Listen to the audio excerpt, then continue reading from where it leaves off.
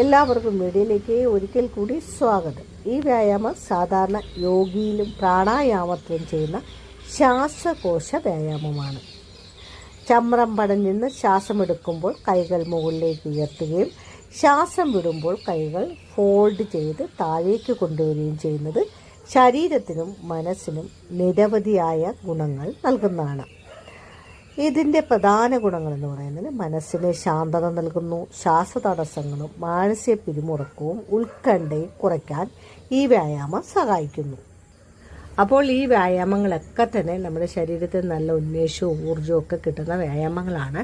ഇത് ഞാനിപ്പോൾ ചെയ്തുകൊണ്ടിരിക്കുന്നത് നമ്മുടെ ആ ശരീരത്തിൽ ആ വയറ്റിലുള്ള മസിൽ ലൂസായ വയറിലൊക്കെ മസിൽ പിടിച്ച് നല്ല ടൈറ്റാകാൻ സഹായിക്കുന്ന ഒരു വ്യായാമമാണ്. അപ്പോൾ ഇത് നമ്മുടെ എത്ര നല്ല തിരക്കാണ്, നിങ്ങൾക്ക് വളരെ പെട്ടെന്ന് പോകണമെങ്കിൽ 10-20 മിനിറ്റ് കുറച്ചുകൂടി നേരത്തെ എഴുന്നേറ്റിട്ട് ഈ വ്യായാമങ്ങൾ ചെയ്യണം കേട്ടോ.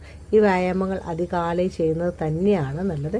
ഇങ്ങനെ ചെയ്യുമ്പോൾ ഞാൻ കാല് നീട്ടിയിട്ട് നേരെ മുകളിലേക്ക് 2 കൈയും കമഴ്ത്തി പോവുകയാണ്. അപ്പോൾ അങ്ങനെ ചെയ്യുമ്പോൾ എന്താണ്, ഒപ്പം തന്നെ നമ്മൾ മേപ്പോട്ട് പോകുമ്പോൾ മേപ്പോട്ട് ശ്വാസം പിടിക്കുകയും താഴേക്ക് വരുമ്പോൾ താഴേക്ക് ശ്വാസം വിട്ടുകൊണ്ട് സാവധാനം വിട്ടുകൊണ്ടുമാണ് എടുക്കേണ്ടത്. ഇപ്പോൾ ഞാൻ ശ്വാസം മുകളിലേക്ക് വലിച്ചു വെച്ചിരിക്കുകയാണ്. തിരാണ്ട് സാവധാനം താഴേക്ക് ശ്വാസം വലിച്ചു വിട്ടുകൊണ്ട് പാദത്തിലേക്ക് കൈ തൊടുക. ഇത് നിങ്ങളൊന്ന് ചെയ്തു നോക്കൂ. നിങ്ങളുടെ മുതുകുവശത്തുള്ള വേദനയും അതുപോലെ തന്നെ കാലുകളുടെ വേദനയും ഒക്കെ മാറി നല്ലൊരു ആരോഗ്യം നിങ്ങൾക്ക് കിട്ടുന്നതാണ്. ഇത് നിങ്ങളുടെ ഫ്രണ്ട്സിനൊക്കെ ഒന്ന് അയച്ചു കൊടുക്കണം കേട്ടോ. കാരണം ഓരോരുത്തരും ചെയ്യുന്നത് കാണുമ്പോഴാണ് നമുക്ക് ഇതൊക്കെ ചെയ്യാൻ തോന്നുന്നത്. പിന്നെ അതുപോലെ തന്നെ ജിമ്മിലൊക്കെ പോയി നമുക്ക് സമയം കളയാനില്ല, അല്ലെങ്കിൽ ജിമ്മിൽ പോകാൻ നമുക്ക് മടിയാണ്, എന്നാൽ തന്നെ വീട്ടിൽ ഇരുന്ന് ചെയ്യാവുന്ന സിമ്പിളായ വ്യായാമമാണ്. ഒരുപാട് നടക്കാനൊന്നും വയ്യാത്തവർക്കും ഇരുന്നുകൊണ്ട് ഈ ഒരു വ്യായാമം ചെയ്യാവുന്നതാണ്. ഒരുപാട് തടിയൊക്കെ ഉള്ളവർക്ക് ഒരുപാട് നിന്നുകൊണ്ടുള്ള വ്യായാമം വളരെ പ്രയാസമാണ്. അപ്പോൾ അങ്ങനെയുള്ളവരൊക്കെ ഈ ഒരു വ്യായാമം ശീലമാക്കിയാൽ നിങ്ങളുടെ ശരീരത്തെ നിങ്ങൾക്ക് രക്ഷിക്കാനാവുന്നതാണ്.